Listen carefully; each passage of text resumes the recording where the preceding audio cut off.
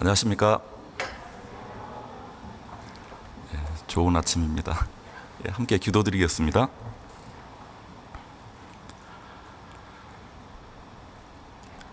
거룩하시고 사랑과 은혜가 풍성하신 하나님 아버지, 우리 죄를 위해서 주 예수님께서 친히 이 땅에 내려오셔서 십자가를 지시고 우리의 모든 죄를 깨끗게 하여 주신 은혜 참으로 감사합니다. 이제 주님께서 우리에게 주신 참된 영생의 소망을 따라 이 땅에 사는 날 동안에도 우리를 홀로 두지 아니하시고 지금도 함께 하시며 우리 가운데에서 역사하시는 이 거룩한 몸된 교회 가운데에서 교제케 하여 주심을 감사드립니다. 이 교제를 통해 더욱더 주님의 뜻을 알게 하시고 그 뜻대로 살아갈 수 있도록 합당한 믿음을 베풀어 주시기를 원합니다.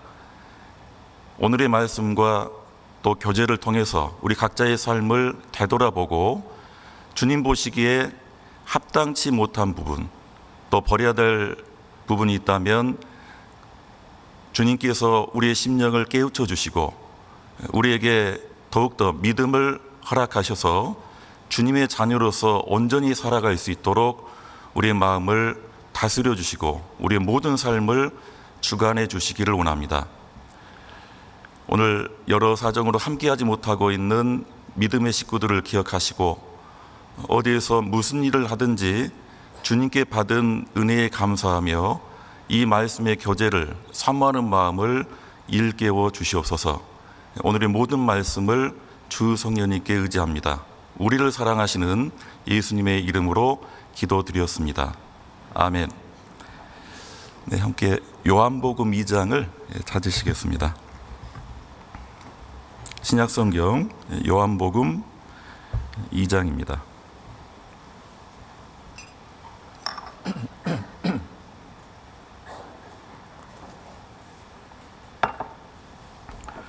이 장 1절부터 11절까지를 제가 천천히 읽어드리겠습니다.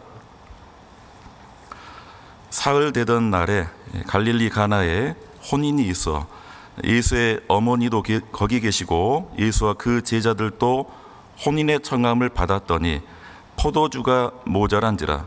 예수의 어머니가 예수에게 이르되 저희에게 포도주가 없다 하니 예수께서 가라사대 여자여 나와 무슨 상관이 있나이까?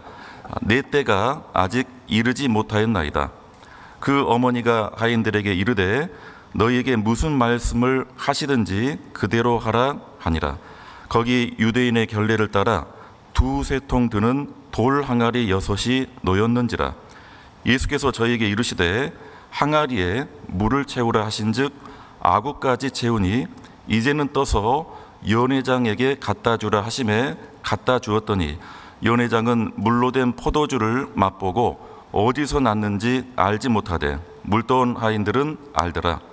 연회장이 신랑을 불러 말하되 사람마다 먼저 좋은 포도주를 내고 취한 후에 낮은 것을 내거늘 그대는 지금까지 좋은 포도주를 두었도다 하니라.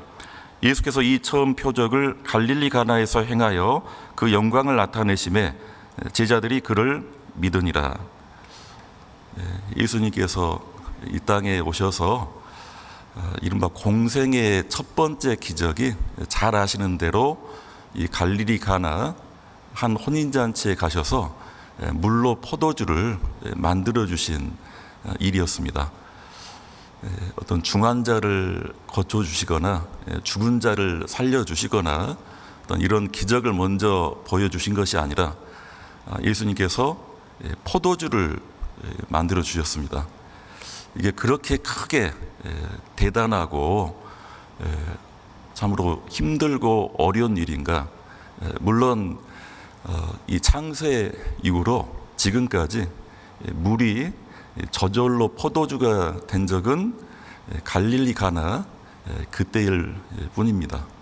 예수님께서 이 첫 번째 기적을 포도주의 기적으로 우리에게 보여주신 것은 이 사건을 통해서 예수님께서 이 땅에 왜 오셨는지, 무슨 목적으로 오셨고 또 어떤 사명을 가지고 오셨는지, 어떤 일을 하실 것인지를 이 사건을 통해서 상징적으로 또 실제적으로 보여주시고 가르쳐 주신 것이 아닌가라는 생각을 합니다. 어린이 찬송의 이 요한복음 2장의 이 포도주를 만들어 주신 사건으로 노래가 한 곡 있죠. 우리 교회학교 출신들은 잘 아시리라 생각합니다. 예수께서 말씀하시니 물이 변하여 포도주 됐네. 근데 그 찬송을 저도 교사 생활할 때 함께 부르고 너무 자연스럽게 불렀는데, 말씀을 보면 예수님께서 물을 향하여 말씀을 하신 게 아니라 하인들에게 명해서 결국 포도주가 되게 했죠. 물론 이 찬송에도 아마 괄호가 돼 있을 것 같아요. 예수께서 물한테 말한 것이 아니라 포도주에게 말한 것도 아니고 하인들에게 명해서 그 하인들이 예수님 말씀대로 순종을 하였기에 포도주가 된 것입니다.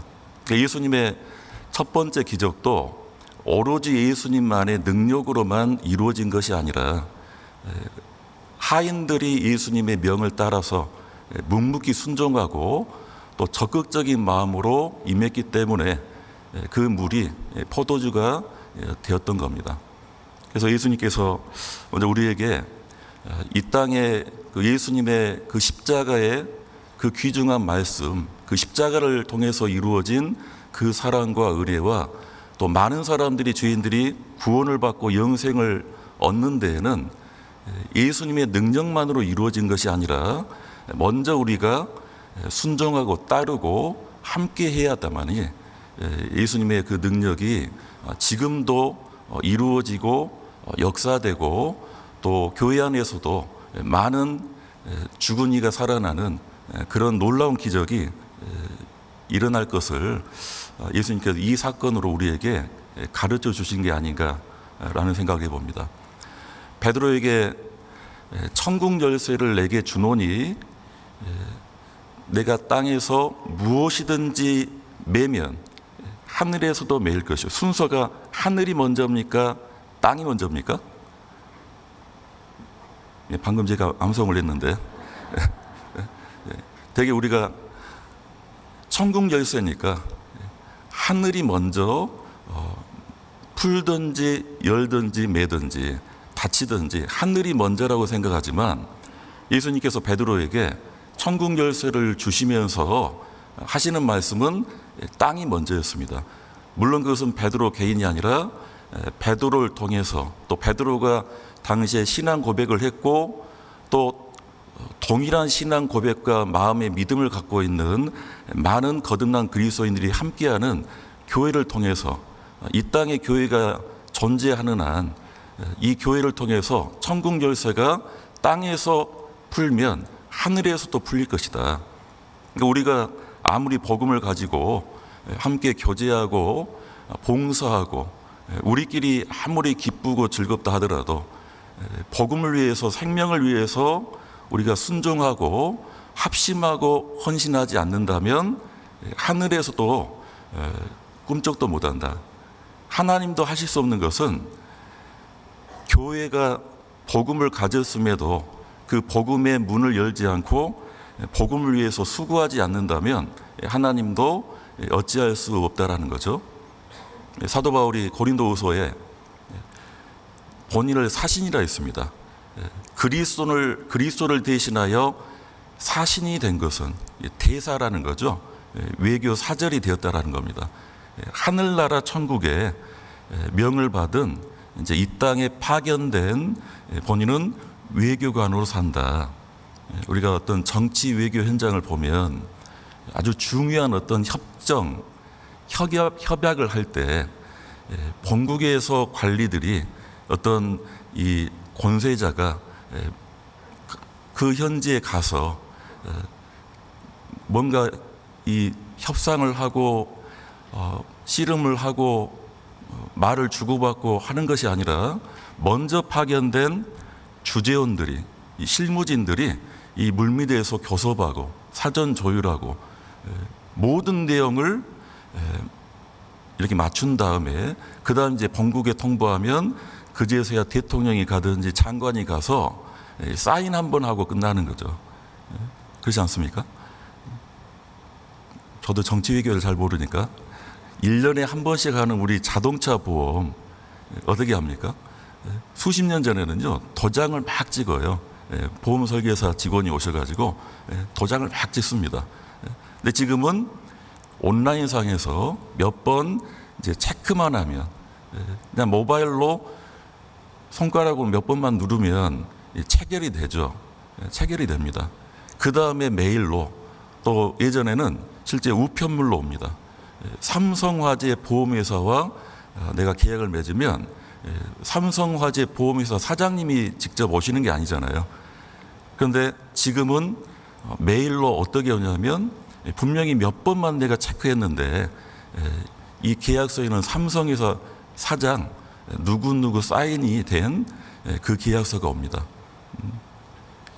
그래서 이 사도 바울이 그리스도를 대신하여 사신이 되었다. 우리 그리스도인의 하나님께서 부여하신 그 지위가, 신분이 우리는 이 땅에서 이 하늘나라 천국 복음을 전하고 하나님을 소개하고 이 땅의 많은 사람들을 천국 시민 되게 하기 위해서 우리가 뭔가 홍보하고 또 하나님에 대해서 외치고 우리가 묵묵히 그 일을 하는 것이 하나님께서도 그를 통해서 결국 이 복음을 우리를 통해서 전하시고 또 역사하시는 것이 아닌가.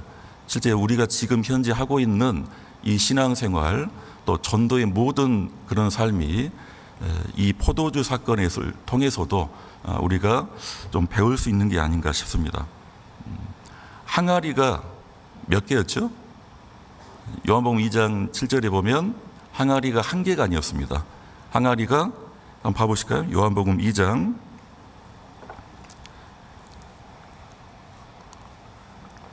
6절을 보시겠습니다. 거기 유대인의 결례를 따라 두세 통 드는 돌 항아리 6이 놓였는지라. 두세 통 드는 돌 항아리 6이 좀 이렇게 다른 레퍼런스를 보면 항아리 한 개가 이 양이 두세 통이 들어간다. 그것이 어느 정도 양인가? 그걸 리터로 이렇게 좀 환산해 보면 100리터가 들어가는 양이랍니다. 항아리 하나가 100리터 하면 또 감이 안 오잖아요.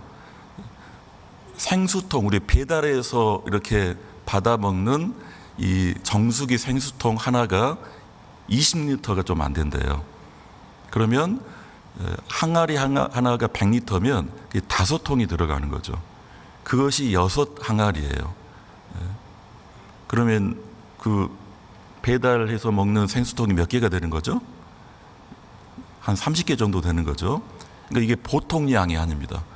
지금 혼인잔치에서 잔치 시작 때 지금 포도주를 필요로 하는 것이 아니라 지금 잔치가 한창인데 포도주가 지금 동이 난 겁니다. 지금 이 잔치 분위기가 무르익는데 이 포도주가 떨어져 가니까 지금 문제가 생긴 거잖아요. 그러니까 예수님께서 이 하인들을 불러서 항아리 6에 물을 채우라. 어떻게 해야 됩니까? 교제해 봐야 되나요? 아니 지금 포도주가 없는데 물을 채우라니요. 그리고 그 물을 채웠더니 다시 갖다 주라. 하인 한 사람이 아니라 방금 이 말씀 보면 하인들이라 했습니다. 적어도 2명 이상이겠죠. 그 정도 물의 양이면 아마 5-6명은 분명히 필요했을 겁니다. 근데 이 하인들이 어찌됐건 이 예수님의 말씀을 순종하고 또 함께 했던 겁니다. 우리 여기를 잡아놓으시고 빌립보서 1장을 보시겠습니다. 성경 빌립보서 1장 27절입니다.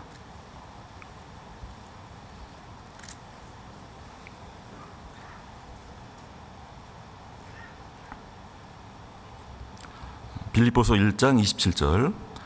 오직 너희는 그리스도 복음에 합당하게 생활하라. 이는 내가 너희를 가보나 떠나 있으나 너희가 일심으로 서서 한 뜻으로 복음의 신앙을 위하여 협력하는 것과 그리스도 복음에 합당하게 생활하는 것이 무엇인가? 여러 어떤 이 신앙이 있겠죠.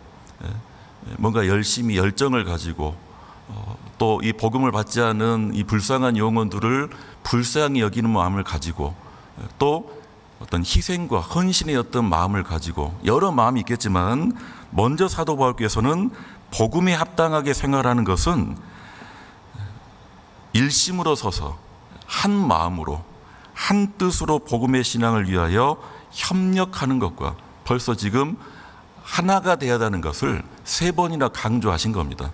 마음이 하나가 되어야 되고 뜻이 하나가 되어야 되고 힘을 하나로 합쳐야 된다.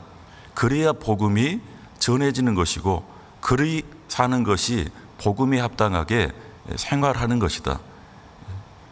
달리 생각하면 복음에 합당치 않게 생활하는 것은 무엇이냐면 이 복음을 두고 교회 안에서 하나가 되지 못하고 한 마음이 되지 못하고 뜻이 다르고 목적이 다르고 생각이 다르고 힘이 나눠진다는 것은 그것은 복음에 합당하게 생활하는 것이 아니다.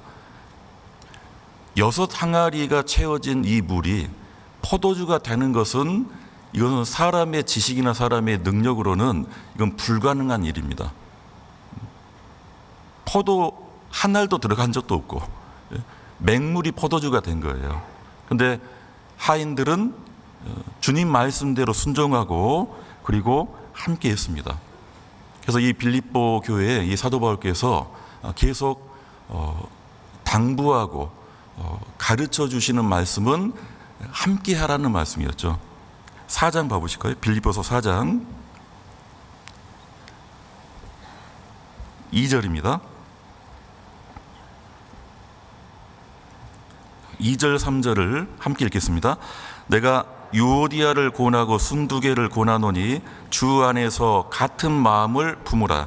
또 참으로 나와 멍에를 같이 앉아 내게 구하노니 복음에 나와 함께 힘쓰던 저 부녀들을 돕고 또한 글레멘도와 그 외에 나의 동역자들을 도우라. 그 이름들이 생명책에 있느니라. 같은 마음을 품어야 된다. 유오디아 순두개 이 2 자매를 꼭 집어가지고 같은 마음을 품어야 된다.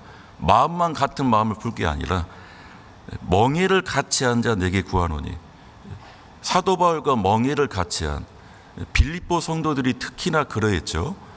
로마 감옥에 지금 갇혀 있는 바울에게 필요한 것을 보내고 마음을 전달하고 그 필요한 물품을 받고 그리고 이 빌립보서를 써줬습니다. 마음만 같이 할 것이 아니라 멍에를 같이 한 것은 그건 실제적인 삶입니다.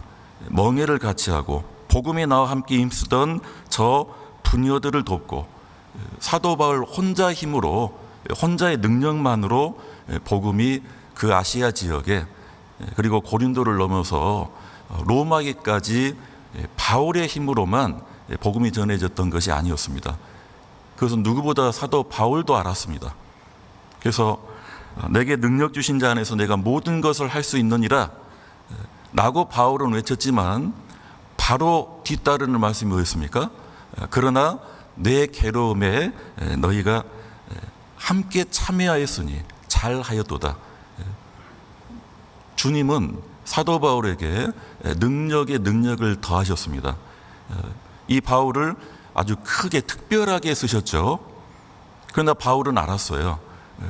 내게 능력 주신 자 안에서 모든 것을 할 수 있는 그러한 능력을 가졌음에도 그가 복음을 전하는 데 수고하고 고난받고 괴로움 받는데 빌립보 성도들이 그 괴로움에 함께 참회하였다.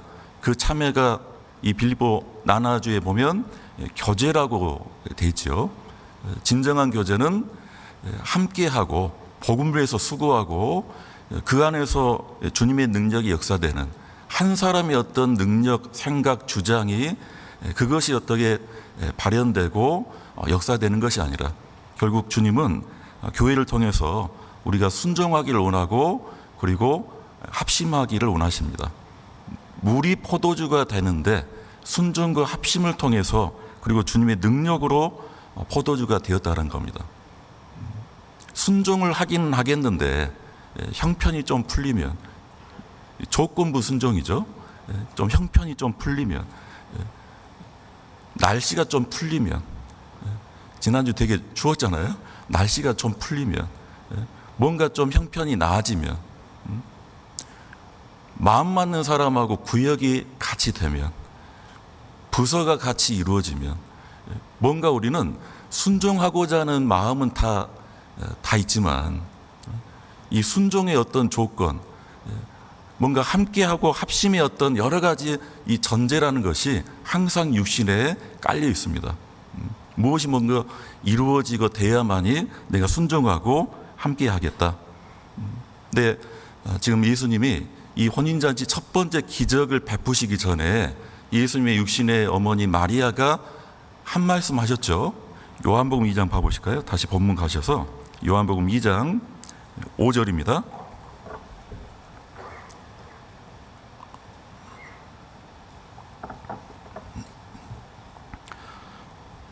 5절입니다. 그 어머니가 하인들에게 이르되 너희에게 무슨 말씀을 하시든지 어떻게 하라?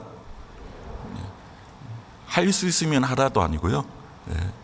생각해보고 하라도 아니고, 가능하면 하라가 아닙니다. 무슨 말씀을 하시든지 그대로 하라. 그리고 바로 이어서 예수님께서 돌 항아리 6에 물을 채우라 했습니다. 항아리에 채우라면 항아리에 채우는 것이고, 물을 바가지 떠오라면 바가지 떠오는 거고, 맨 땅을 삽 가지고 파라면 또 어떻게 해야 됩니까? 파야 되는 것이고, 무슨 말씀을 하시든지 그대로 하라. 근데 순종하기가 쉽지 않아요. 우리가 만약 이 혼인잔치의 하인들이었다면, 지금 포도주가 지금 동이 났는데 지금 예수님께서는 항아리에 물을 채우라? 지금 뭐가 부족한데요? 물이 부족합니까? 포도주가 부족합니까? 물이 부족한데, 여기서 자기가 그 형편 상황 판단을 하게 되면, 생각이 앞서고 자기 판단이 앞서면, 아니 포도주가 없다는데 왜 물을 각보로 하시지? 포도주 양조 과정에 물 한 방울 들어갑니까? 포도주 안 만들어 보셨죠? 네. 솔직히 마신 적도 없으시죠? 성자식 외에는 포도주에 물 한 방울 들어가지 않습니다. 뭐 세척 과정에 물을 씻는지, 물로 포도주를 씻는지 몰라도 그냥 이 포도 수확에 오크통에 저장해 가지고 세워라 내어라 하는 거예요. 그럼 1년산이 있고 10년산이 있고 오래될수록 포도주가 좋다는데, 그만큼 포도주가 자연 발효 과정을 통해서 이 알코올 이 성분이 나온답니다. 그렇다고 합니다. 그러니까 이 하인들이, 특히나 이 이스라엘은 포도주가 그들의 어떤 문화적으로 생활에서 아주 익숙하고 밀접하고, 이 잔치에 포도주가 빠지면 안 될 정도로 그렇게 이 포도주에 대해서 해박한데, 물을 채우라 하니 그럼 어떻게 해야 됩니까? 근데 이 예수의 어머니도 그렇고 예수님께서도 그대로 말씀하셨습니다. 이 하인들은 순종을 했습니다. 베드로가 요빠라는 이 항구 도시에서 유숙하는 가운데 잠을 잤는데 꿈을 꿨죠. 실제는 성령께서 환상으로 보여주셨습니다. 구약의 율법에 이스라엘 민족에게 절대로 먹을 수 없는 금했던 그 부정한 짐승들을 먹으라고 하니까, 이 베드로도 유대인이잖아요, 기본적으로. 그러니까 꿈에서도 이 뼛속 깊은 이 유대인이기 때문에 나는 이것을 먹을 수 없습니다. 그런데 이제 주님께서 그 환상 중에 내가 깨끗한 것을 네가 속되다 하지 말라, 그렇게 계속 신랑이 가운데 꿈이 깼어요. 깨자마자 누가 왔냐면 가까운 고넬료라는 로마 백부장이 살고 있는 가이사라는 도시에서 몇 사람을 보내서 요빠에 베드로라는 사람이 있는데 그를 통해서 구원의 말씀을 들으라고, 그 고넬료도 그런 지시를 받았습니다. 꿈자리가 뒤숭숭한데 그 환상에 대해서 곰곰이 생각하던 차에 이 로마 백부장, 서로 일명식도 없죠. 아니 로마 사람이, 그것도 로마 장군이잖아요. 베드로는 어떤 사람입니까? 당시의 신분은 전직 어부고 실제 어떻게 보면 이 나사렛 예수를 추종했다가 지금 이 수배를 받고 있는지 잘못하면 로마 사람 만났다가는 감옥에 갈지 어떻게 될지 모릅니다. 근데 그 환상을 경험하고 이상하다 싶은데 이 로마 백부장이 사람을 보내서 그 이 베드로가 고넬료 집에 갔죠. 그래서 이 고넬료를 대해 보니까 이 사람이 하나님을 참으로 순전한 마음으로 섬기고 구원받고자 하는 마음이 있고 베드로가 전하는 그 말씀을 하나님 말씀으로 여기는 그런 이 심성을 가졌다는 걸 알고 베드로가 복음을 불었습니다. 그래서 이 고넬료라는 이 로마인이 곧 이방인이 구원을 받았죠. 베드로도 실제 깜짝 놀랐습니다. 왜냐하면 그때까지만 해도 사도행전 10장까지만 해도 성령께서 이 땅에 오셨지만 이 유대인들은 먼저는 이 예수님의 복음은 유대인들 이스라엘 민족에게만 허락된 이 천국의 기업이자 소망으로 생각했던 겁니다. 이방인에게는 허락되지 않았다고 생각했는데 베드로가 말씀을 전해보니 이방인도 이 고넬료도 똑같이 구원을 받고 똑같이 구원을 받을 때 성령을 받은 것을 본 거예요. 그래서 예루살렘에 가서 그것을 이제 보고를 하죠. 사도행전 11장을 봐보시겠습니다. 사도행전 11장 12절입니다.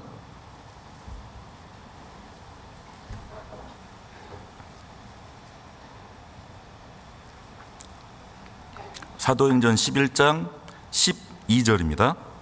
성령이 내게 명하사 아무 의심 말고 함께 가라 하심에 이 6 형제도 나와 함께 가서 그 사람의 집에 들어가니 그 사람 집이 고넬료 집이에요.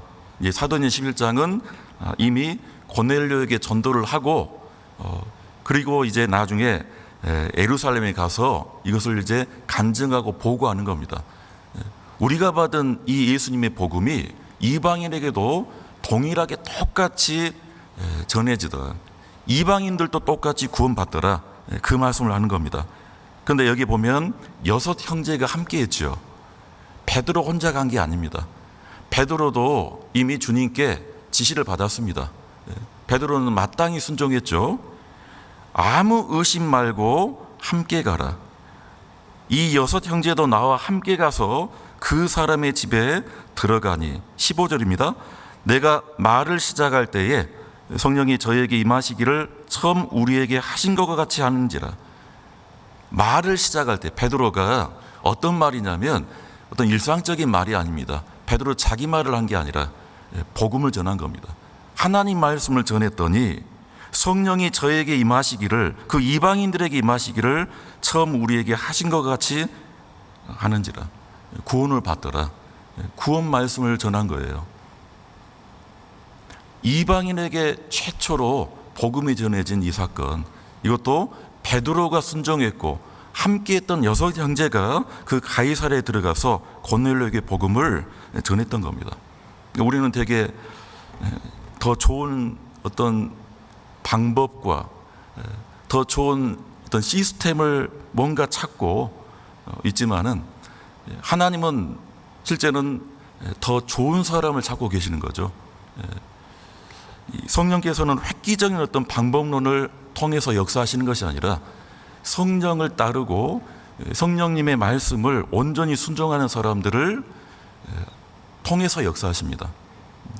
그 가나 혼인잔치의 하인들도 이 요빠의 베드로도 요빠의 이 6 형제들도 결국 순종하였고 합심했기 때문에 복음이 전해지고 또 물이 포도주가 된 것이죠. 2차 대전 직후에 어떤 유럽의 한 도시에서 이제 전쟁 이후에 폐허가 된 도시를 이제 복구하는 과정에 한 교회당이 완전히 폐허가 됐는데 땅을 파보니까 예수님 조각상이 나왔대요. 전에 있었던 조각상인데 꺼내 보니까 예수님 2 손이 잘려 나갔대요. 그래서 이거를 조각가를 이렇게 청해가지고 복원을 할까? 이 도시 사람들이 회의를 했습니다. 근데 회의 결과가 뭐냐? 복원을 하지 말고 잘려나간 채로 그냥 동상을 세워놓자 그 자리에. 다만 그 앞에 명판으로 어떤 문장 하나, 문구를 하나 새겨놨대요. 두 손이 없는 예수상이에요. 나에게는 너희의 손에 외에는 다른 손이 없다. 그렇게 새겨놓고 복원을 하지 않았다 합니다. 어쩌면 지금 이 교회 시대에 성령께서 우리와 함께 하시고 우리 각자에게 복음을 통해서 생명을 주시고 믿음을 주시는데, 이제 우리를 통해서 역사하시는 것은 주님께서는 우리의 어떤 손과 발과 우리의 마음과 우리의 행함과 순종과 헌신을 통해서 역사를 하시기를 원하시고, 또 지금까지도 역사하시고 앞으로도 역사하시리라 생각합니다.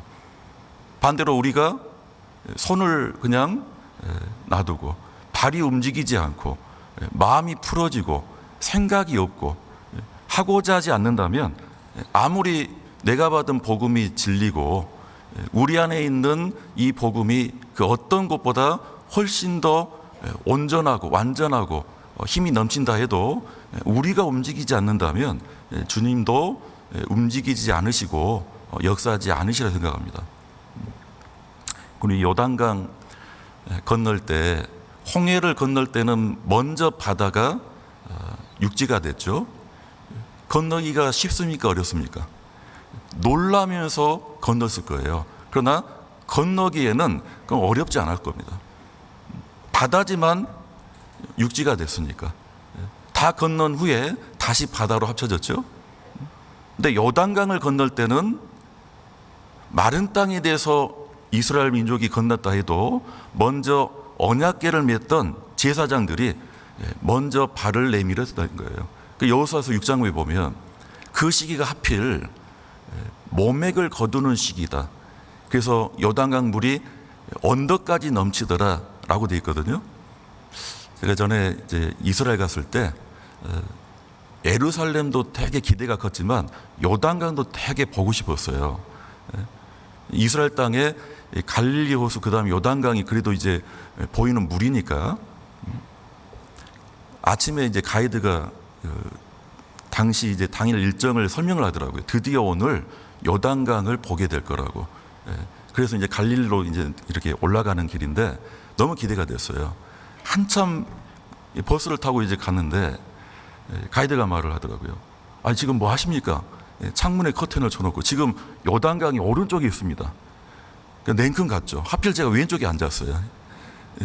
좀 봅시다 하고 봤는데 어디에 강이 있다는지 모르겠어요. 다 수풀이고 메마른 땅이고, 저희가 요단강입니다 하는데 안 보여요. 그럼 내려가서 보시겠습니다. 내려가서 봤는데 완전히 뭐 황량한 메마른 땅이에요. 그때가 이제 건기 10월 달에 제가 갔을 때 이 이스라엘이 비가 내리지 않으면 이 요단강도 메마른 땅이 돼 있는 거예요. 막 숲이 우거져 있고. 그런데 그 강줄기 강가에 말뚝이 듬성듬성 이게 박아져 있어요. 가이드가 설명해 주더라고요. 요단강 물이 넘치면 지금은 물 한 방울이 안 보여도 노를 젓고 건널 수 없고, 이 강을 건너려면 배를 띄워가지고 밧줄 잡고 건너야 된다고. 그래서 이제 그 용도로 말뚝을 박아놨다는 거예요. 요단강을 건널 때 이 제사장들이 지금 어깨에 언약궤를 메고 그 강물이 넘치는 요단강 물을 밟아야 됩니다. 그 발이 강물에 잠길 때, 닿았을 때 하나님께서 마른 땅에 되게 하셨죠. 그리고 제사장들이 먼저 넘어갔습니까? 어떻게 했습니까?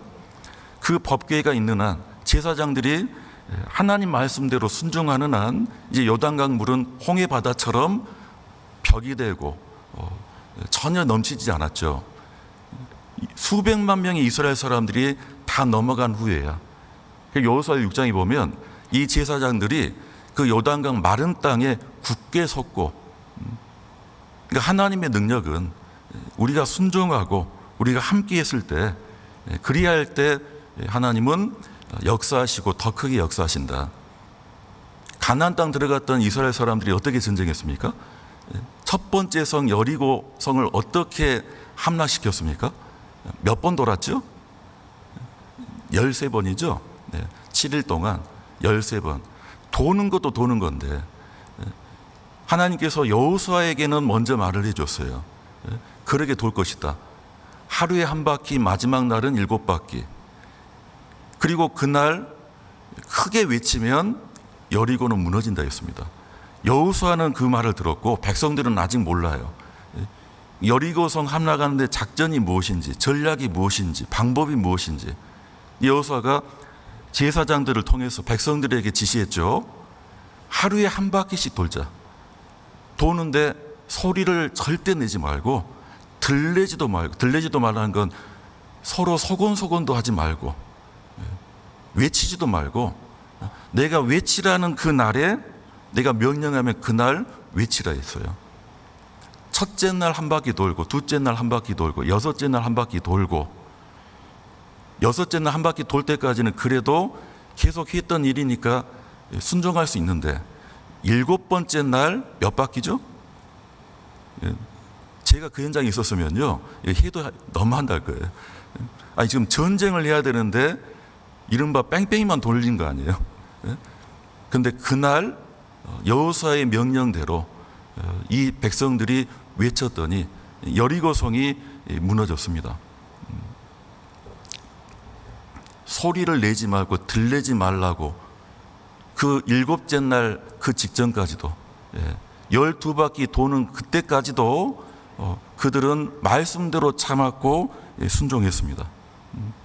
순종을 통해서 하나님은 역사하신다는 거죠. 빌레몬서 가보실까요? 성경 빌레몬서 1장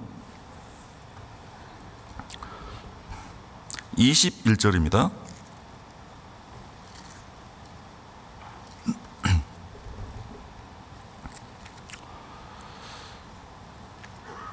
빌레몬서 1장 21절 함께 읽겠습니다.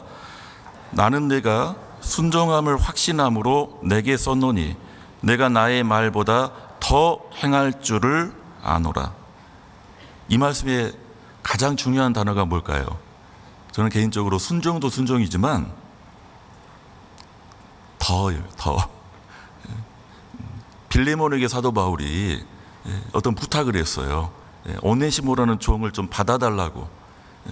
물론 빌레몬은 이미 구원받고 한 교회의 일꾼으로 집사로 섬기는 위치에 있었습니다. 빌레몬의 어떤 믿음과 그의 어떤 인품으로는 당연히 이 사도 바울의 이 부탁을 당부를 당연히 따르겠죠. 그래서 나는 내가 순종함을 확신함으로 내게 썼노니 알고 있다라는 겁니다. 빌레몬이 사도 바울의 그 말씀대로 할 것을 알고 있었다는 거예요. 그런데 왜 썼느냐? 내가 나의 말보다 더 행할 줄을 아노라. 바울의 말씀만큼만 따른 것이 아니라 그보다 더 무엇을 더 했는지는 몰라요. 성경에 안 나옵니다. 빌레몬이 사도 바울이 원하는 대로 요구한 대로 부탁하는 대로 그보다 더 따랐다는 겁니다. 주님께서 우리를 기쁘시게 여기고 우리 안에서 함께 하시고 역사하시는 것은 바로 우리가 주님 말씀대로 말씀만큼만 우리가 순종하는 것이 아니라 더 하기 때문에 하인들이 항아리 물을 채우라니까 물을 채우긴 채우는데 얼만큼 채우라는 말씀을 하진 않으셨어요. 그럼 얼만큼 채워야 될까요? 또 저처럼 이제 하기는 해도 좀 뒤끝이 안 좋은 사람은요 반 틈만 채우고 이 정도면 충분하다. 아니 항아리 하나가 생수통 5개가 들어간다면 그 정도가 만약에 포도주가 된다면 반 틈씩만 채워도 그게 상당한 양 아닙니까? 그런데 이 하인들은 어떻게 했습니까? 얼마큼 채웠죠? 아구까지 채웠어요. 아구까지.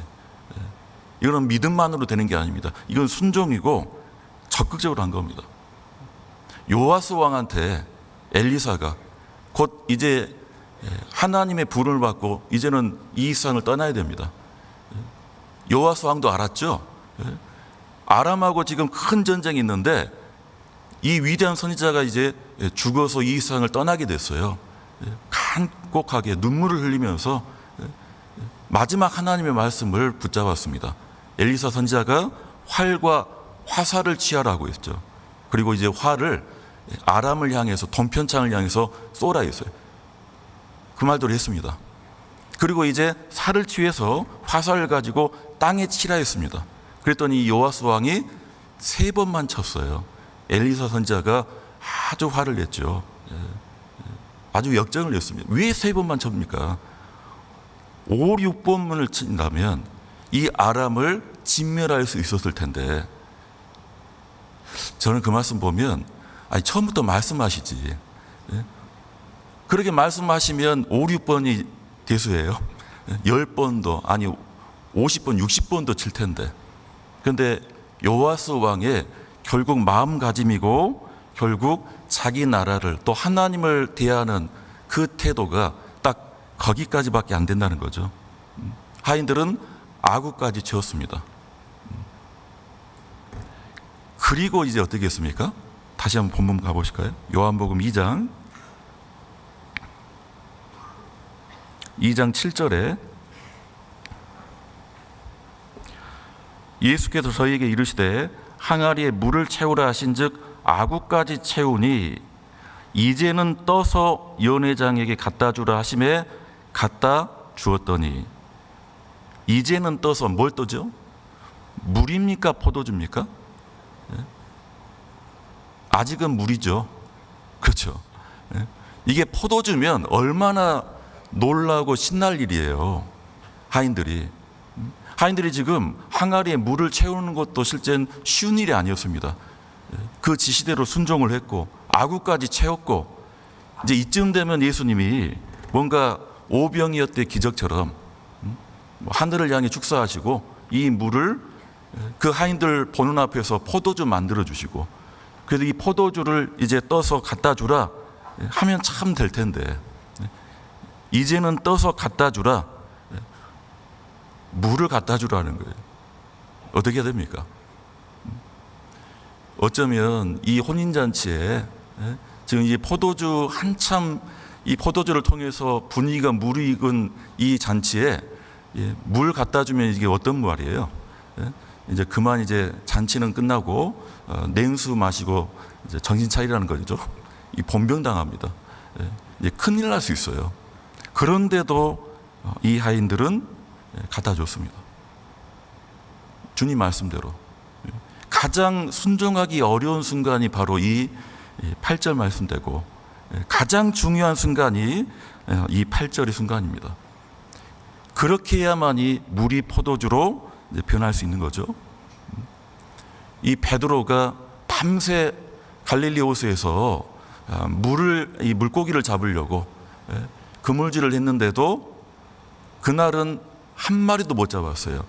새벽에 이제 호숫가에 배를 대고 있는데 그날 예수님께서 수많은 사람들이 옹이함에 많은 사람들이 함께 하니까 좀 거리를 두고 말씀을 하시려고 이 베드로의 배에 올라타서 말씀을 마치시고, 그리고 이제 베드로에게 어떤 말씀했습니까? 깊은 데로 가서 그물을 던지라 했습니다. 깊은 데로 가서. 이 베드로가 일단 사정은 얘기했죠. 우리가 밤이 맞도록 수고를 하였습니다. 이 말은 오늘은 안 됩니다예요. 베드로는 어부고 예수님은 직업이 무엇이죠? 목수입니까? 목수 아들입니까? 그러니까 이 베드로가 그래도 이 갈릴리 호수는 내 구역이고, 내가 지금 계속 해왔던 일은 지금 어부로서 물고기 잡는 건데 갈릴리 호수에 오늘은 안 된다 라고 생각했으나 베드로는 이렇게 나왔습니다. 밤이 맞도록 수고를 하였을 때 얻은 것이 없지만은 말씀에 의지하여, 주님 말씀에 의지하여 내가 그물을 내리리이다. 그래서 깊은 데로 가서 그물을 내렸어요. 그랬더니 그물이 찢어질 정도로 다른 배를 막 불러가지고 겨우 그물을 올렸어요. 어마어마한 물고기를 잡게 됐습니다. 그 다음 베드로의 반응이 뭐였죠? 그 다음 베드로의 반응이, 야, 이 예수님이 어떤 분이길래 나는 그렇게 밤이 맞도록 밤새 수고했는데도 한 마리 못 잡았는데 예수님이 이른바 포인트를 딱 잡아주시니까 대박이 난 거잖아요. 베드로가 예수님한테 선생님, 우리 계약합시다. 나는 금을 내릴 테니까 선생님 말씀하십시오. 수익 나눕시다. 이렇게 했습니까? 무릎을 꿇었습니다. 주여 나를 떠나소서 했어요. 함께 하자고 한 게 아니에요. 주여 나를 떠나소서, 나는 죄인으로서이다. 저는 어봅니다. 제가 누굽니다가 아니라 예수님을 보고 자신이 지금 경험으로 생각으로는 오늘은 안 되는데 이미 이제 새벽에 그물 싣고 지금 나와야 되는데 예수님 말씀하셨잖아요. 깊은 데로 가서 그물을 내리라. 그 말씀대로 했는데 엄청난 물고기가 잡히는 걸 보고 이분은 보통 분이 아니고 이분이야말로 하나님의 아들이시고 결국 예수님은 창조주이시고 구원자 되시고 예수님은 심판자 되시고 예수님께서는 생명의 근원이 되십니다. 그리고 예수님은 만왕의 왕이십니다. 얼마 전 그렇게 인기로 있었던 그 만화 영화, 전 아직 가보진 못했는데 그 만화 제목도 킹 오브 킹스잖아요. 왕들의 왕. 그 예수님은 누구인지 이 베드로는 그걸 직감했던 거죠. 그러니 감히 예수님께 다가가지 못하고 무릎을 꿇고 나는 죄인으로소이다. 그리고 이 베드로는 예수님의 제자가 되고 예수님을 섬겼습니다. 우리가 순종의 어떤 내용보다 우리가 순종하고자 하는 그 대상이 어떤 분인지, 내가 누구를 따르고 누구를 섬기는지에 따라서 또 내가 누구고 내가 무엇을 위해 사느냐가 정해지는 거죠. 그분이 누구시냐? 그분은 왕이시고 이 세상의 주인이시고 그분은 이 세상의 주인뿐만 아니라 더 나아가 나의 삶의 주인이십니다. 내 삶의 주인임을 알 때 내 순종도 온전하고 내 순종도 이 하인들처럼 빌레몬처럼 더 할 수 있고 더 적극적으로 열정적으로 할 수가 있겠죠. 예수님이 참된 주인이시자 왕이라는 거죠. 이 영국의 빅토리아 여왕 시절에 그야말로 해가 지지 않는 나라 그 별명을 얻을 만큼 그 대영 제국이 아프리카고 인도까지 엄청난 이 제국을 이뤘습니다. 아프리카에 보면 지금도 빅토리아 여왕의 이름을 딴 빅토리아 호수가 있다는 거예요. 이 영국 사람들이 아무튼 자기 것이 아닌데도 이름을 이제 붙이는 거 아닙니까?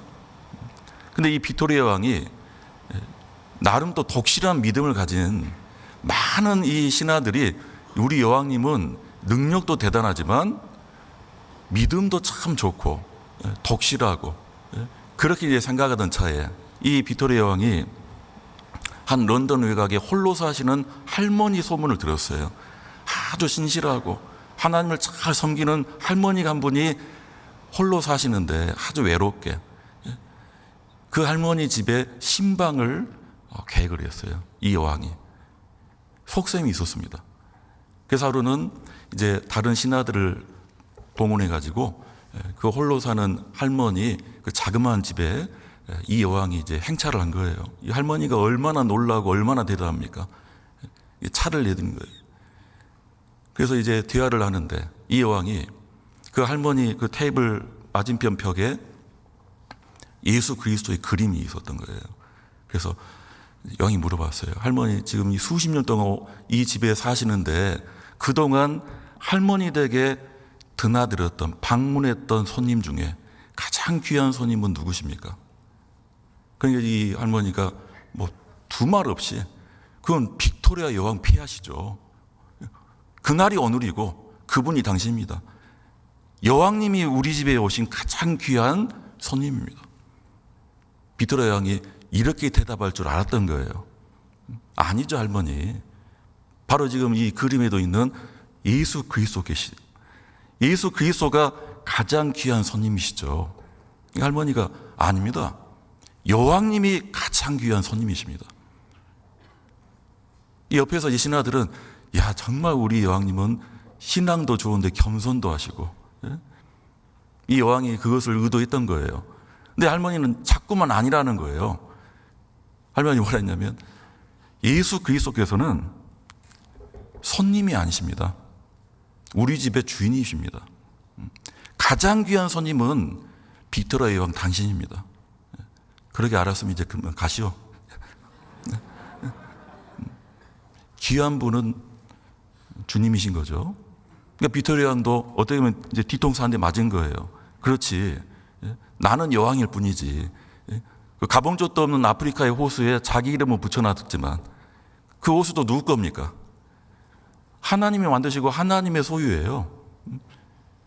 영국이라는 나라도 누구 겁니까? 정치적으로 여왕의 지위에 올라 있지만은 하나님이 허락하시니까 그 지위를 갖고 있는 거고, 아, 나는 손님이고 예수님은 주님이시고 왕이시구나. 우리가 순종을 하는데 왜 순종을 해야 되는지, 왜 주님의 말씀대로 내가 살아가야 되는지, 어떤 상황의 형편에 부딪히면 때로는 지치고 힘들고 원망도 불평도 나올 수도 있지만 주님이 말씀하셨기에 귀신에 잡혀있는 자기 아이 하나 살려주려고 구해주려고 예수님께 나왔습니다. 죽느냐 사느냐였어요. 귀신 때문에 너무나 힘들었지만 지금 그 아버지는 직감이었어요. 귀신이 자기 아이를 죽일 거라고 예수님께 나왔습니다. 근데 말을 이렇게 했어요. 무엇을 하실 수 있거든 우리를 불쌍히 여기서 도와주옵소서. 예수님 뭐라 했습니까? 할 수 있거든이 무엇이냐? 믿는 자에게는 능치 못할 일이 없느니라. 그 아버지가 죄송합니다도 아니고 그래도 도와주십시오가 아니었죠.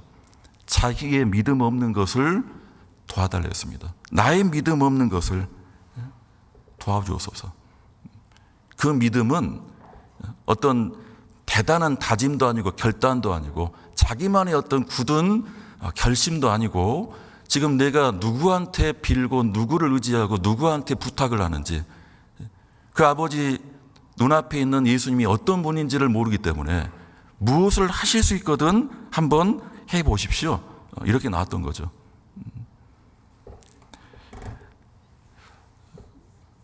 구약의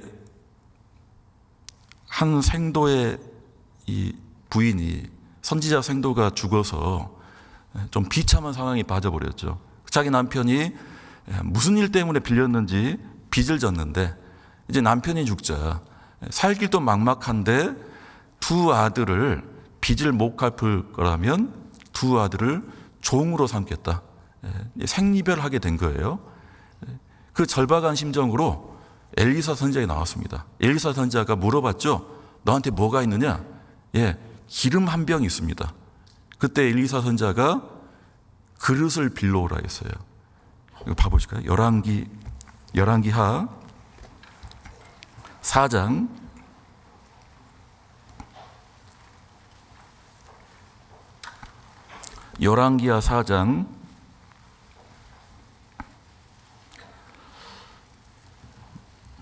2절부터 보겠습니다. 엘리사가 저에게 이르되, 구약 565페이지입니다.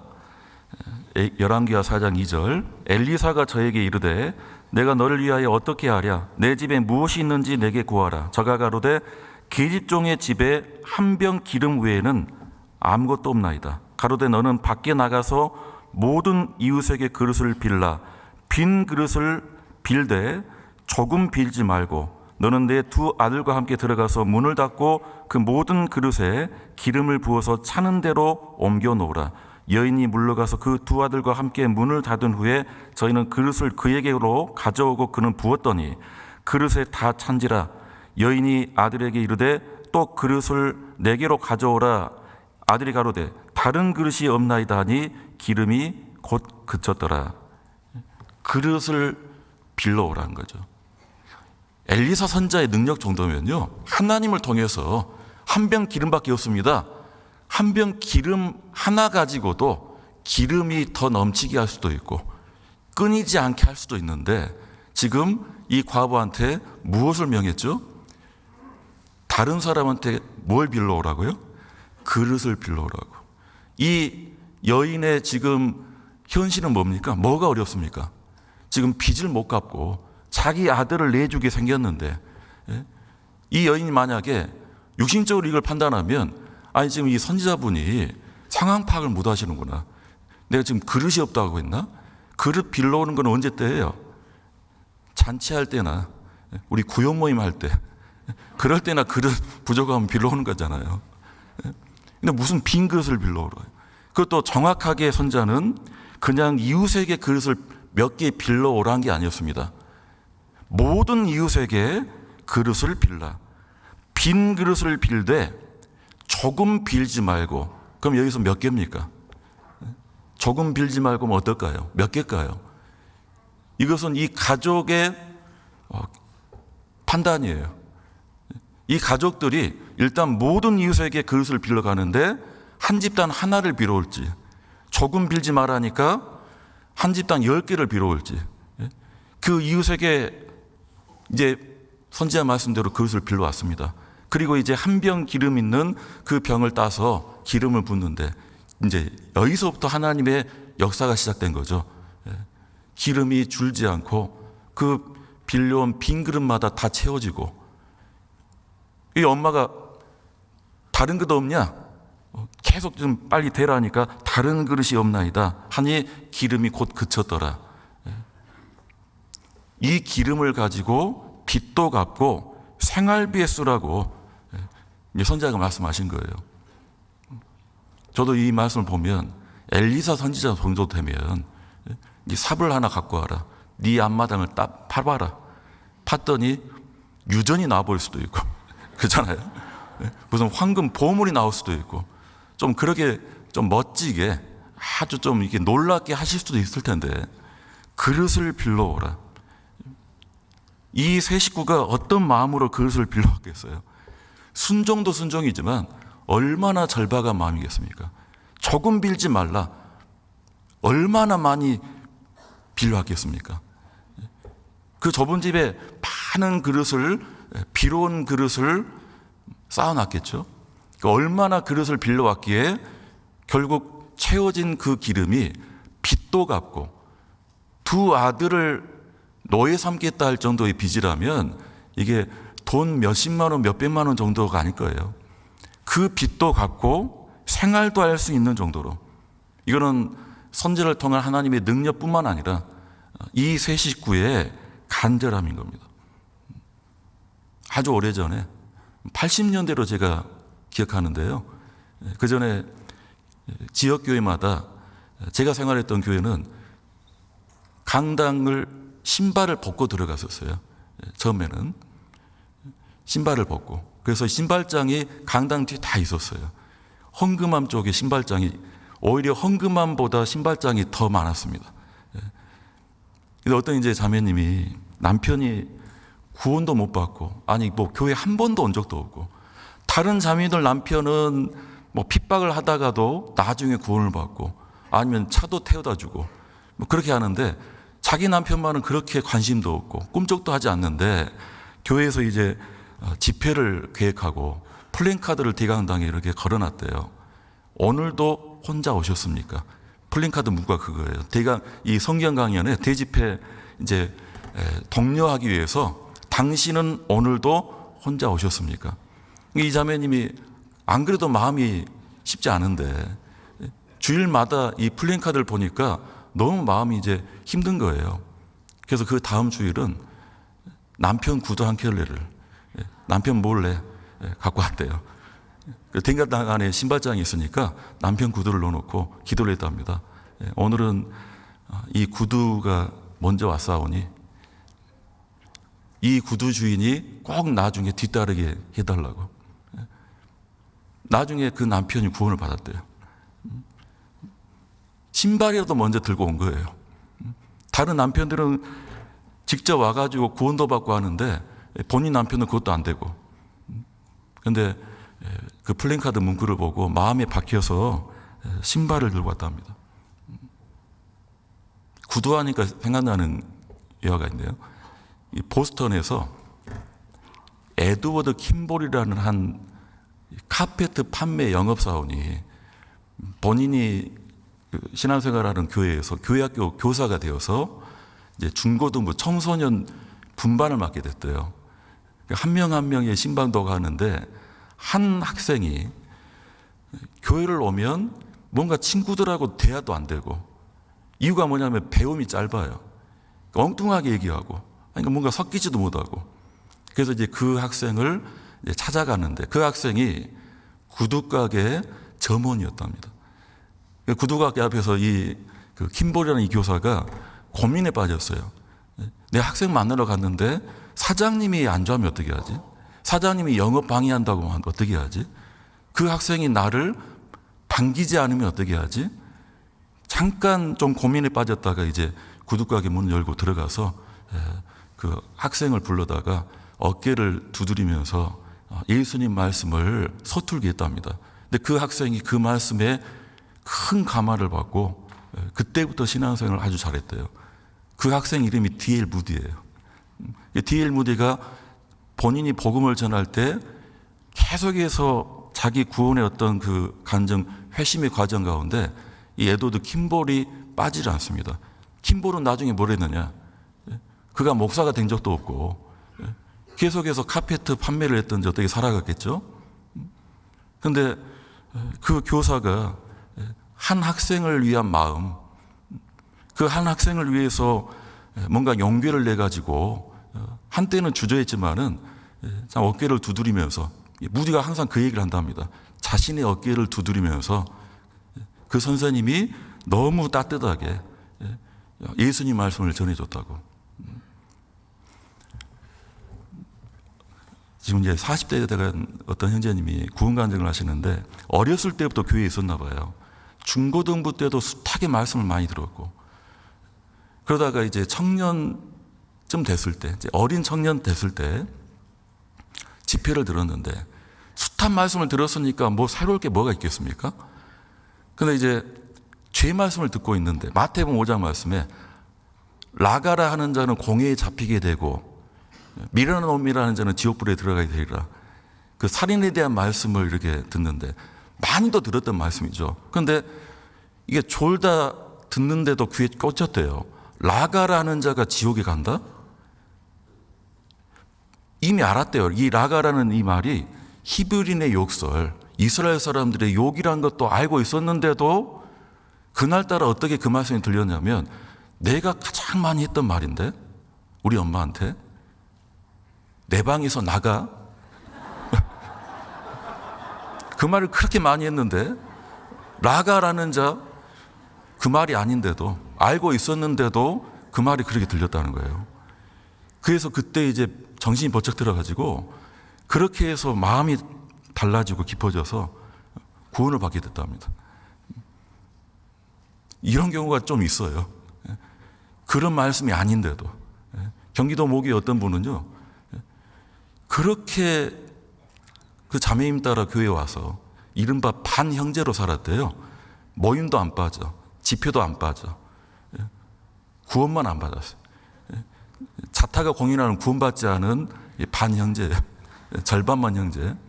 근데 이분은 왜 구원이 안 되냐면 너무 술에 찌들려가지고 술을 못 끊는 정도가 아니라 술을 못 이기고 술을 사랑하고, 그래서 이제 본인은 복음이 마음에 들어오지 않는 겁니다.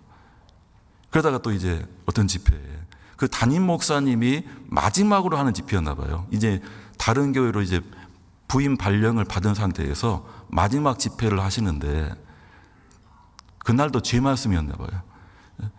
요한계시록 21장에 술객들과 우상 숭배자들과, 그 술객이 무엇인지 아시잖아요. 이 점치고 뭐 광상 보고 사주 보고, 이 형제님도 이미 알았어요. 다 들었고, 이 형제님은 담임 목사님 가신다니까 좀 차원으로 좀 예의를 차리려고 그래도 마지막 집회시니까 그냥 앉아드려야지, 참석해드려야지, 그런 마음으로 앉았었는데 그날따라 술객이란 말이 그렇게 들렸대요. 아, 술 때문에도 지옥 가는구나. 불과 유황이 타는 곳에 정신도 들었대요. 내가 술 때문에, 이 고작 술 한 잔 때문에 천국 못 가고 지옥 가면 이건 너무 억울하겠다. 마음이 완전히 동해가지고 그때부터 또 복음이 잘 들어갔다 합니다. 주님이 역사하는 건 주님의 역사가 먼저가 아니라는 거죠. 여러분들 올해 보이저 1호라는 그 미국의 무인 우주 탐사선이 올해 11월인가 역사적인 날로 아마 뉴스에 나올 수도 있을 겁니다. 보이저 1호가 지금 태양계 탐사를 목적으로 쏘아 올렸는데 태양계를 벗어난 지 오래돼요. 언제 쏘아졌냐면 77년도에 쏘아졌어요. 무려 50년 전입니다. 근데 올해 무슨 날이냐면 이 보이저 1호가 일광일을 가는 날이래요. 일광일. 사람 이름 아닙니다. 빛이 하루 가는 그 거리만큼 이제 보이저 1호가 이제 미친 거예요. 올 가을에. 그게 겨우 하루가 아니에요. 제가 계산해 봤어요. 빛이 1초에 30만 킬로미터를 간다 그러죠. 그러면 하루 가면 어떻게 될까요? 하루를 가면 이게 계산이 1분이 60초고 60분이 1시간이고 하루가 24시간이니까 이게 곱해봐야 됩니다. 1초에 30만 킬로니까 이 계산을 해보면 259억 킬로미터예요. 그렇게 안 놀라시네요. 259km가 아니고요. 259억 킬로미터. 속도가 중요합니다. 지금 50년 동안 이 보이저 1호의 속도가 6만 킬로로 가고 있어요, 지금. 시속 6만 킬로. 저 어제 KTX 타고 내려왔거든요. 아마 빨라봐야 350킬로 안 넘어갔을 겁니다. 그런데 시속 6만 킬로. 그래서 제가 궁금했어요. 아니 50년 동안 대체 이 사람들의 인류의 이 기술이 얼마나 발전되었길래 자동차도 비행기도 50년 동안 날 수도 없고 달릴 수도 없고 가장 궁금했던 것은 그 연료는 어떻게 했길래 50년 동안 그 빠른 속도로 갔을까? 조금 알아보니까 이미 70년대에 이 미국의 과학자들이 아주 적기를 발견했던 겁니다. 뭐가 적기냐면 이 목성부터 해가지고 토성, 천왕성, 휴양성이 뭔가 이렇게 아주 특별한 지점으로 정렬되는 그 해가 70년대인데 그러게 되면 행성 간 중력이 지금도 이 계속 중력이 작용하지 않습니까? 지구만 중력이 있는 게 아니죠. 그래서 그런 행성들의 중력의 영향을 받아가지고 그 빠른 속도가 계속 유지가 되는 그걸 알아냈대요. 사람들도 참 기가 막힌 것 같아요. 그걸 다 계산해가지고 그때 쏘아 올린 겁니다. 그 계산에 맞아가지고 지금 50년 동안 그 빠른 속도로 가고 있다는 거예요. 사람들은 야 우리가 정말 대단하다. 인류가 이렇게 발전했다 하겠지만요. 결국 그 중력은 누가 만든 겁니까? 그 특별한 정렬이 175년 만에 그렇게 정렬되는 거예요. 그게 아주 적시적기를 그렇게 계산해낸 겁니다. 계산은 잘했겠지만 누가 그렇게 창조하시고 지으신 겁니까? 이게 저절로 대충 무슨 폭발에 의해서 우주가 생성되었다라고 한다면 그 계산이 될 리도 없고 그 계산대로 그 우주선이 지금도 계속 우주 어딘가를 날아가지 않았겠죠. 그런 하나님의 아주 정확한 설계와 하나님의 도우심입니다.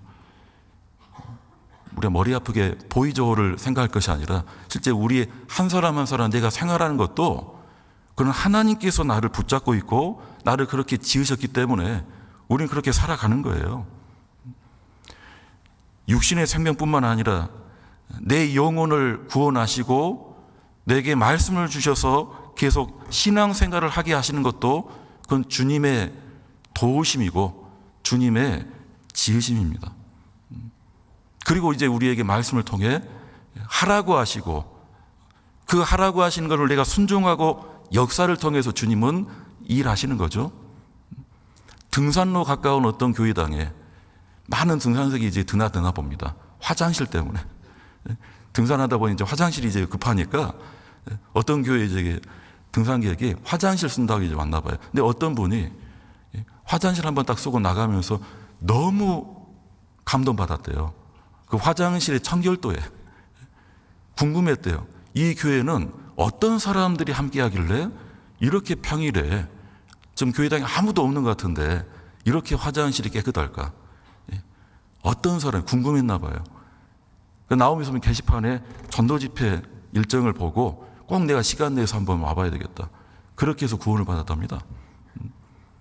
제가 이 말씀을 지난달 우리 봉사에 말씀드렸어요.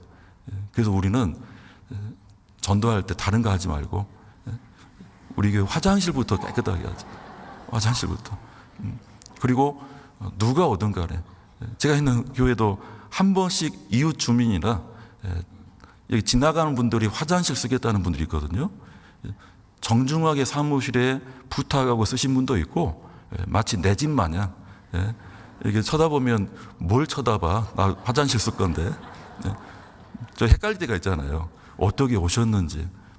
그럴 때 화장실을 아주 깨끗하게 그리고 들어오는 입구도 누군가가 그렇게 청소를 하고 관리가 돼 있기 때문에 거기에서 뭔가 마음에 감동받고 말씀이 들어간 거 아니겠습니까? 다시 요한복음 2장 보시겠습니다. 요한복음 2장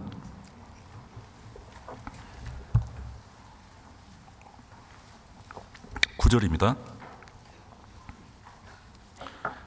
연회장은 물로 된 포도주를 맛보고 어디서 났는지 알지 못하되 물돈 하인들은 알더라. 연회장은 몰랐어요. 이 포도주가 보통 포도주가 아니에요. 연회장이 뭘로 놀랐습니까? 물인데 포도주가 됐네? 이걸로 놀란 게 아니에요. 연회장은 그 결과를 봤죠. 근데 이 포도주의 어떤 가치가, 이 포도주의 맛이 보통 포도주가 아니고 더군다나 혼인잔치 처음 시작 때부터 내어진 그 포도주하고도 이 비교 불가했던 겁니다. 그래서 신랑을 불러서 말하기를 10절에 말하되 사람마다 먼저 좋은 포도주를 내고 취한 후에 낮은 것을 내거늘 그대는 지금까지 좋은 포도주를 두었도다 하니라. 예수께서 이 처음 표적을 갈릴리 가나에서 행하여 그 영광을 나타내심에 제자들이 그를 믿으니라. 연회장은 포도주에만 놀라고 끝났어요. 근데 누가 지금 믿었죠? 제자들이 옆에서 그 모든 과정을 보고 믿었습니다. 하인들도 알았고 제자들은 믿었습니다. 그리고 이 말씀에 그 영광을 나타내심에 포도주로 기쁨을 주고 포도주 떨어져서 이 잔치 분위기 깨질까봐 그 잔치 분위기가 잘 수습돼가지고 혼인식 잘 끝났다. 그게 아니고 결국 이 포도주의 기적을 통해 그 영광을 나타내심에 제자들이 그를 믿으니라. 아, 예수님은 놀라운 분이구나. 누군가에게는 그저 좋은 포도주여서 거기까지만 놀라지만 그 누군가에게는 이것은 하나님의 영광이 보이고 하나님의 능력이 보이고 예수님이 누구신지 곧장 알았던 거죠. 그분이 무리를 거는 것도 아니고 그분이 어떤 죽은 자를 살리신 것도 아니고 대단한 어떤 권세 있는 교훈의 말씀을 하신 것도 아닌데도 그 사건 하나를 보고 단적으로 알았습니다. 아주 예전에 영국의 한 신학대에서 교수가 시험 문제를 냈대요. 이 요한복음 2장을 기본으로 이 요한복음 2장의 가나 혼인잔치 이 물을 포도주로 만드신 예수님의 이 기적을 통해서 이 기적이 상징하는 시사하는 종교적이고 또 영적인 의미를 서술하라. 그러니까 이제 다른 신학생들이 용지에 종이에다가 막 열심히 막 쓰는데 한 학생이 멍 때리고 있었대요. 창밖을 보면서. 그 교수가 아니 자네는 뭐 하고 있냐고. 지금 시험 시간에. 예? 아니 종교적 영적으로 서술하는데 왜 가만히 있냐. 아니 알겠습니다. 그리고는 한 문장 쓰고 시험지라고 내놓고 갔대요. 근데 교수가 뭐 저런 학생이 있지? 하고 이렇게 봤더니 이렇게 써졌대요. 그 한 문장이 물이 그 주위를 만나니 얼굴을 붉히더라. 그래서 이 교수가 탐복을 했대요. 이건 한 문장으로 이 요한복음 2장에 나타난 포도주의 이 기적 사건을 하나로 압축했구나. 그 학생이 나중에 영국에서 아주 대단한 시인이 됐다는데, 실제 하나님께서 이 창조주로서 성육신 하시어 예수님을 통해서 포도주 되게 하신 것은 하나님 아니고는 할 수 없는 일이죠. 그렇죠? 물은 창조주를 통해서 포도주가 되든 다른 무엇이 되든 변하는 겁니다. 우리는 어떻게 보면 주님의 능력이 아니면 아직도 아무 맛을 낼 수 없는, 누군가에게 어떤 기쁨을 줄 수 없는 물과 같은 인생을 살았을 거예요. 어떤 맛집 리뷰가 그랬대요. 맛집의 리뷰가 이 식당, 이 집은 물이 맛있더라. 그게 칭찬입니까? 식당에 물만 맛있으면 이게 될까요? 그런데 예수님은 이 물과 같은 인생을 포도주 되게, 한 혼인잔치에서, 저도 이스라엘에서 혼인잔치 한번 가볼 수 있는 기회가 있었어요. 가려고 한 게 아니라 버스 기다리고 있는데 큰 광장에 결혼식을 하는가 봐요. 들었던 대로 이 저녁에 결혼식을 시작하더라고요. 그래서 많은 하객들이 이 결혼하는 신랑 신부에게 이 축하 인사를 하면서 웃으면서 뭔가 선물도 주고받고, 그래서 버스는 안 오지. 그래서 다른 목사님하고 재미삼아 줄을 섰어요. 누군지도 모릅니다. 어떻게 하나 보자고. 그랬더니 저희를 보고 너무 감사하고, 이스라엘 말로 하니까 이제 무슨 말인지 모르겠지만 저희도 웃으면서 감사했습니다. 전 세계 모든 결혼식은 그렇게 기쁨이 넘치고 즐겁고 그러지 않습니까? 그런데 포도주가 떨어진 혼인잔치는 기쁨이 있다가도 결국은 뭔가 난감하고 걱정을, 염려를, 근심을 끼치는, 우리 잠언 말씀에도 그런 말씀이 있습니다. 잠언 말씀 봐보실까요? 잠언 14장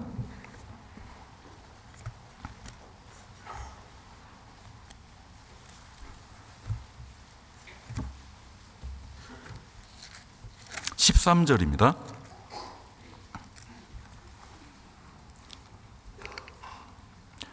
13절 함께 읽겠습니다. 웃을 때에도 마음의 슬픔이 있고 즐거움의 끝에도 근심이 있느니라. 이 세상의 웃음은, 우리가 세상에서 누리는 즐거움은 잠깐 좀 웃길지라도, 웃음을 먹을지라도, 즐겁더라도, 그 가운데 쾌락이 있을지라도 나중에는요, 그 끝에는 뭐가 있습니까?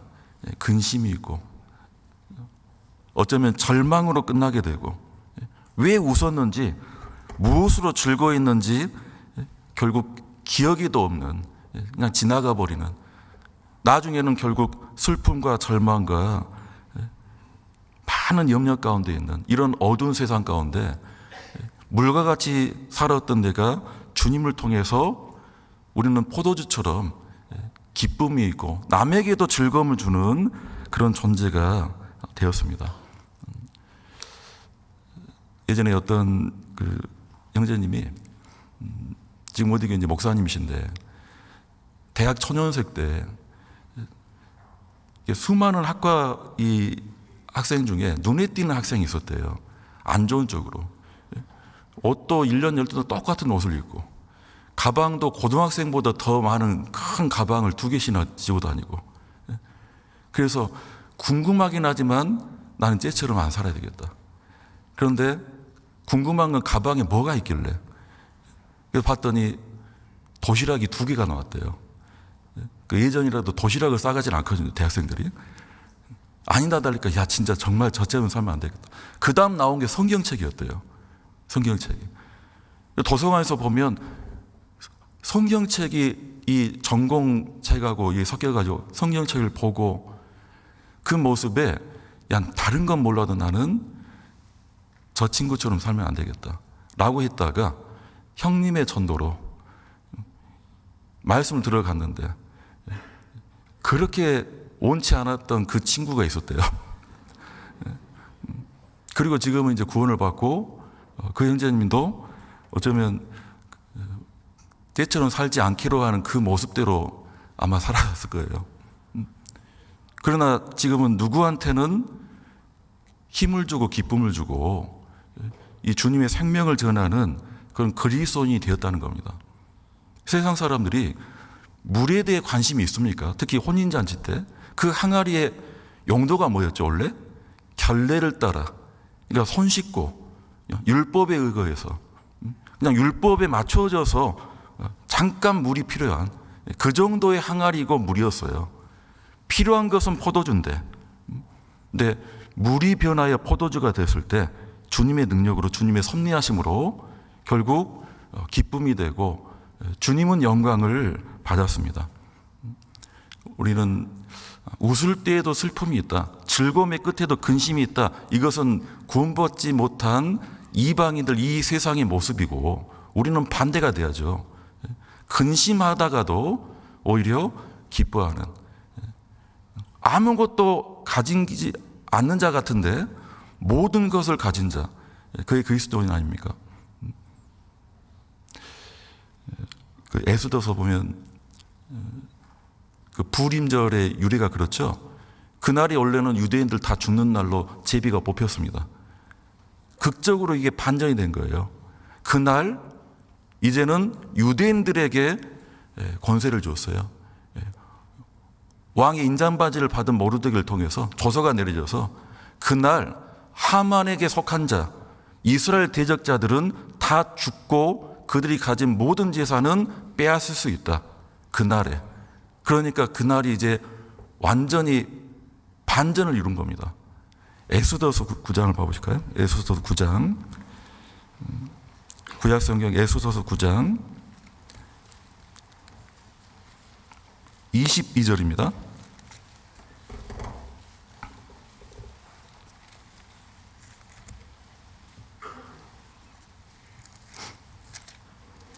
구약 760페이지입니다. 에스더서 9장 22절 함께 읽겠습니다. 이달 이날에 유다인이 대적에게서 벗어나서 평안함을 얻어 슬픔이 변하여 기쁨이 되고 애통이 변하여 길한 날이 되었으니 이 두 날을 지켜 잔치를 베풀고 즐기며 서로 예물을 주며 가난한 자를 구제하라 하며. 이달 이날, 원래 그날은 유대인들 다 죽는 날이었어요. 아하수에로 왕은 그날 죽여줘 좋다고 이미 조서를 내렸습니다. 그런데 극적으로 이것이 바뀐 거죠. 그날은 유대인들에게는 말씀대로 평안함을 얻는 날이고 기쁨이 되는 날이고 길한 날이 되었습니다. 누구에게는 이제는 절망의 날이고 심판의 날이고, 지금 이 세상 사람들은 지금 이 세상이 발전되고 더 좋아지고 편해지고 멋있어지는 것 같지만 결국 언젠가는 이 에스더서 9장 말씀대로 결국은 상황은 바뀔 겁니다. 그리고 우리 인생도 마찬가지죠. 우리가 구원받은 날 오히려 슬픔을 변하여 기쁨이 되고, 죄 때문에 근심하고 지옥 심판 앞에 있었던 우리가 애통이 변하여 길한 날이 된, 유대인들은 지금도 그래서 이 두 날을 지금도 기리고 있잖아요. 우리가 거듭날 날, 그날도 중요하지만 지금 거듭난 이후에 내가 주님의 자녀로 살아갈 때 내가 이전 삶은 어땠는가? 주님의 도우심과 역사하심으로 물과 같은 아무 맛도 내지 않았던 그 삶이 이제 바뀐 겁니다. 그리고 이제 주님은 지금도 우리에게 명하시는 거죠. 순종하고 무슨 말을 하든지 그대로 하라. 그대로만 할 것이 아니라 더하라. 그랬을 때 주님은 역사하시고 역사를 통해서 큰 기쁨과 능력이 발할 것임을. 예수님의 첫 기적은 포도주를 만드신 기적이고, 공생의 마지막은 십자가에서 이 신포도주를 받으시고 다 이루었다 하시고 고개를 숙이시고 영원히 돌아가셨습니다. 이 땅에는 처음 기적을 그분의 능력으로 가장 좋은 포도주를 허락하셨고, 주님은 내 죄를 위해서 가장 맛없는 그 신포도주라는 게 그냥 로마 병사들이 너무 힘들고 더우니까 그냥 음료처럼 이 산패가 다 돼버린 상품 가치가 없는 그 포도주를 예수님께 드렸던 거죠. 이 포도주를 통해서 우리가 몇 가지 좀 교훈을 나눠봤습니다. 함께 기도드리겠습니다.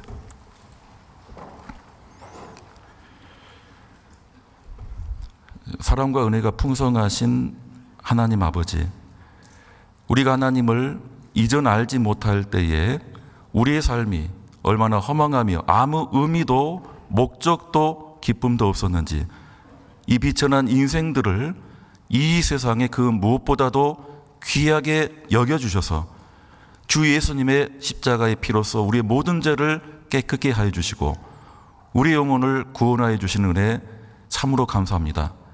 주님 오실 그 날까지 우리가 교회 가운데에서 교제하고 주님을 위해서 살아갈 수 있도록 합당한 믿음을 베풀어 주시옵소서. 우리 각자가 처한 어떠한 형편과 상황을 통해서도 주님께서 섭리하시고 주님만을 바라보고 또 주님만을 의지하여 그 어려움과 역경을 이길 수 있도록 도와주시기를 원합니다. 우리 전주교회가 함께 기도하고 한마음 한뜻으로 간구하는 모든 일에 주님께서 응답하시며 주님만이 영광 받으시기를 간절히 기도드립니다. 우리를 사랑하시는 예수님의 이름으로 기도드렸습니다. 아멘.